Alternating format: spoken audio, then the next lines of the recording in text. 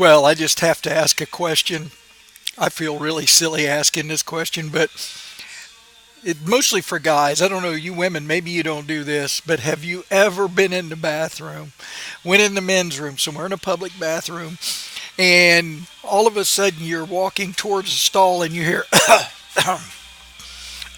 they hear you come in. That's called the taking a dump cough. And have you ever been in there? Now I've been in there. It really pisses me off too.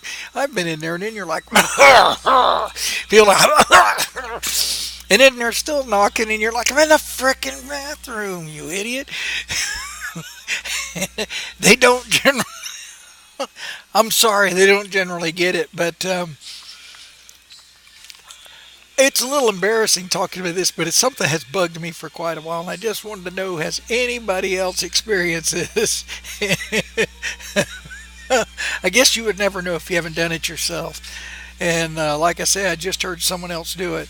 Just one of those silly questions I need an answer to. I don't know. Maybe I'm reading the whole thing wrong. Hey, you guys have a super day. Talk to you later.